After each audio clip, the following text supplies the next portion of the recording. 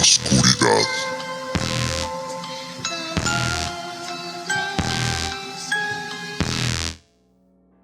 Hay historias que nacieron para advertir, leyendas que sobrevivieron al tiempo no porque alguien las escribiera, sino porque algo se negó a ser olvidado. En este episodio, el dragón literario nos lleva a tierras mexicanas, donde una antigua presencia se esconde entre sombras y palabras prohibidas. Y después, regresamos a la Nueva España, a una celda húmeda, a un juicio injusto y a una mujer que nunca aprendió a tener miedo. Yo soy Rod Dragon y les traigo una leyenda donde la fe, el terror y la condena se confunden. Bienvenidos a Caminando en la Oscuridad.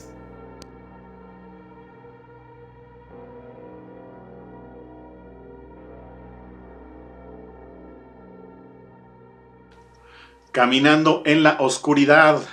Les damos la bienvenida una vez más a su podcast en donde compartimos historias del más allá, misterios no resueltos y sucedidos dentro del mundo de lo paranormal. Recuerden que estamos en YouTube y en Spotify. En ambos se pueden suscribir y si pueden recomendar, se los vamos a agradecer infinito. Antes de ir a la historia de hoy, el equipo de Caminando en la Oscuridad les manda un muy sincero deseo para una muy feliz Navidad. En esta ocasión les voy a compartir una historia que fue extraída de la colección de libros titulada Leyendas Mexicanas, cuya selección fue realizada por José Rogelio Álvarez. Yalam Becket. Un sucedido del barrio Mexicanos, allá en el hermosísimo estado de Chiapas, esto en el sureste mexicano. Y esta historia felizmente aún conserva el nombre de sus protagonistas. Él se llamaba José Manuel y ella Ernestina. Él recordaba haber conocido a Ernestina cuando ella tenía unos 11 o 12 años y había dicho que era una pequeña sin gracia y flacucha.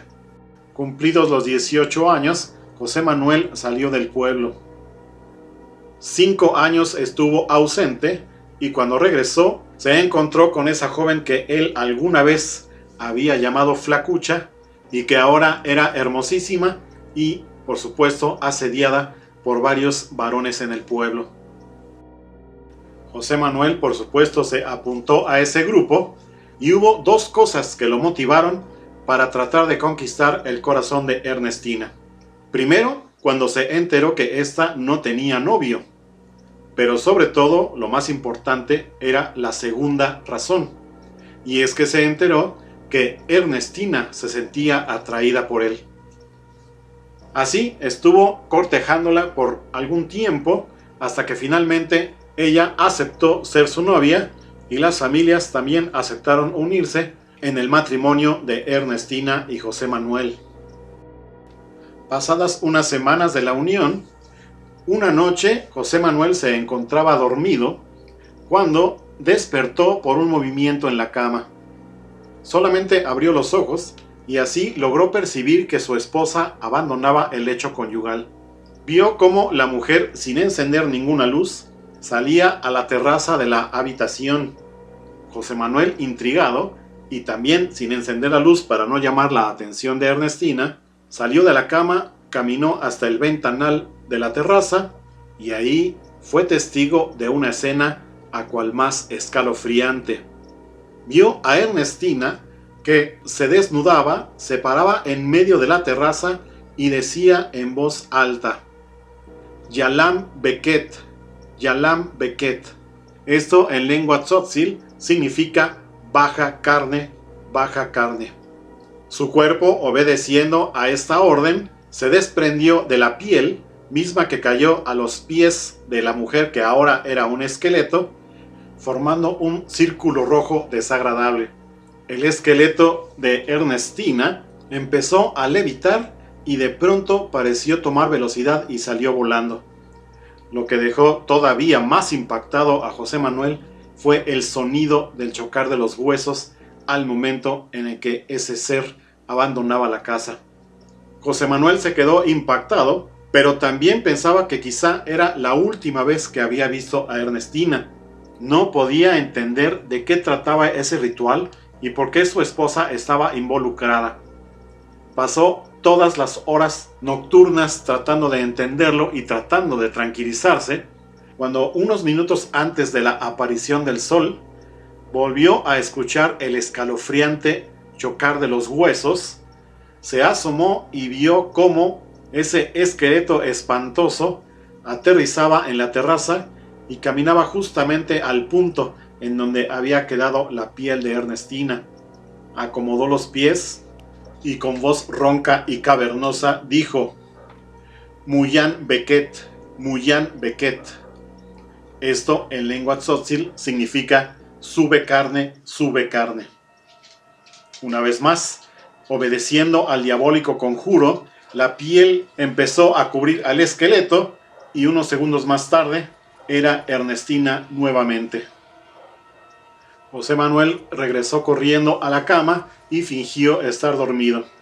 A la mañana siguiente salió a ver a su padrino, quien era un hombre muy sabio y reconocido por todo el pueblo para dar consejos. Cuando el hombre vio a su ahijado tan preocupado, le pidió que le explicara todo lo que había ocurrido. También se sintió impactado, pero le dijo que no se preocupara. Le dio una lista de ingredientes que tenía que comprar en un mercado y también le dio la receta para prepararlos y además todo lo que debía hacer con estos. Así lo hizo José Manuel, fue al mercado, después regresó a casa y trató de actuar lo más normal posible ante la presencia de Ernestina, que ya no era una presencia tentadora y mucho menos le inspiraba amor. Pasaron la tarde juntos y llegada la noche José Manuel estaba muy nervioso. Aún así logró acostarse junto a su esposa, pero como esperaba no logró dormirse, ya que lo único que quería era completar el ritual aconsejado por su padrino, y para esto tenía que volver a ocurrir la escena macabra de la noche inmediata anterior. Alcanzó a escuchar el campanario de una iglesia dominica cerca de su casa, y en ese momento sintió el movimiento de la cama, que implicaba que Ernestina se estaba poniendo de pie. Como lo hiciera la noche anterior, esperó a que su esposa saliera a la terraza, dio un brinco para salir de la cama y sigilosamente se acercó para, contrario a sus deseos, volver a ser testigo de esa escena. Nuevamente escuchó las palabras Yalam Beket, Yalam Beket. Vio cómo la piel se desprendía del escultural cuerpo de su esposa y después ésta, con ese desagradable sonido, abandonaba el lugar. De inmediato corrió hacia la cocina para ir por los ingredientes y hacer la preparación recomendada por su padrino.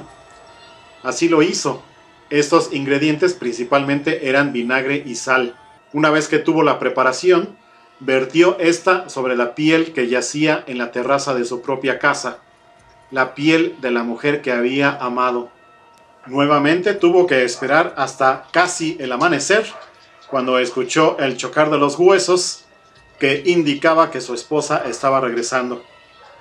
Detrás de la cortina, vio cómo el esqueleto se colocaba sobre la piel y repetía el conjuro de la noche anterior. Muyan Beket, Muyan Beket. La piel en esta ocasión no se movió. Así, la voz cavernosa repitió la orden, pero siguió sin tener resultados. Contrario a lo que esperaba José Manuel, el esqueleto que alguna vez se había llamado Ernestina no se enojó. Todo lo contrario, emitió una carcajada diabólica que se escuchó, estaba seguro, por todo el pueblo y volvió a elevarse hacia los cielos para perderse para siempre.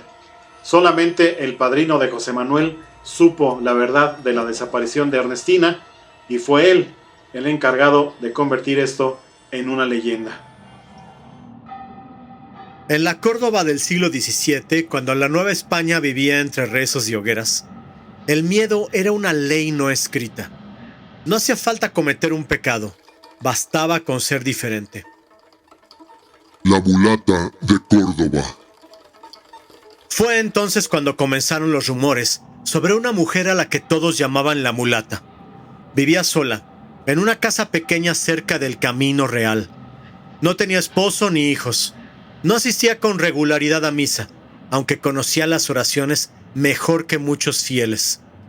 Preparaba ungüentos, infusiones, remedios que curaban fiebres que los médicos no sabían explicar. Pero lo que más inquietaba al pueblo era otra cosa. No envejecía. Pasaban los años, cambiaban los alcaldes, morían los comerciantes, crecían los niños y ella seguía igual. Los hombres decían haberla visto mirarlos a los ojos y sentirse desnudos por dentro. Las mujeres aseguraban que después de cruzarse con ella, sus espejos se rompían o las velas se apagaban solas. Pronto, el murmullo creció en acusaciones. Esa mujer no vive bajo la gracia de Dios. Algo la protege o alguien. La Inquisición no necesitó pruebas, solo miedo colectivo. La noche en que fueron por ella, la lluvia caía con fuerza. Los alguaciles tocaron su puerta como si temieran que al abrirla algo los mirara desde dentro. Cuando la mulata apareció, no opuso resistencia. Ya era hora, dijo con calma. En el juicio no gritó ni suplicó. Escuchó acusaciones de pactos demoníacos, de seducción, de brujería. Cuando el inquisidor le preguntó si negaba todo aquello, respondió: niegan los que no entienden. Eso selló su destino. La encerraron en una celda de piedra, húmeda, donde el aire olía a óxido y encierro. Ahí pasó semanas, tal vez meses, nadie lo sabe. Nunca pidió comida extra. Nunca rezó en voz alta. Solo observaba. Un carcelero joven comenzó a vigilarla por las noches. Al principio la evitaba. Luego empezó a notar algo inquietante. La oscuridad parecía obedecerla. Las ratas no se acercaban. La vela nunca se consumía del todo. La noche previa a su ejecución, el carcelero la encontró despierta, de pie, frente al muro. Con un trozo de carbón dibujaba lentamente un barco. Cada línea era precisa.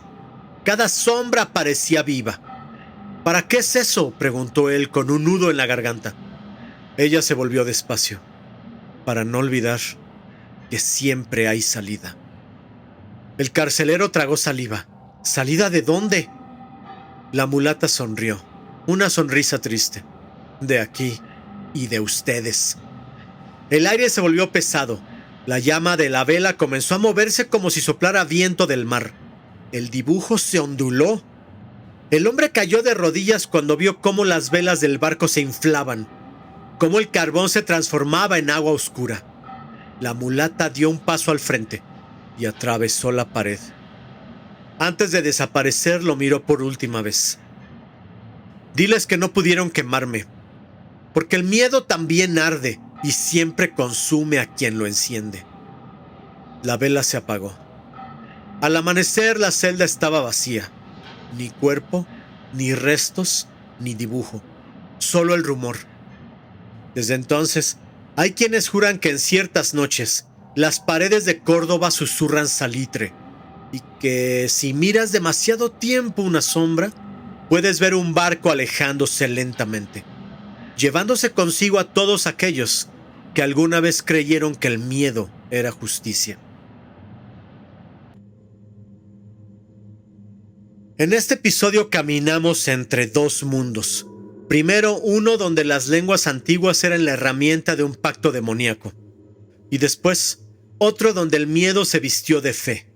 Donde una mujer fue condenada, no por lo que hizo, sino por lo que no pudieron controlar. Tal vez Yalán Beckett nunca se fue.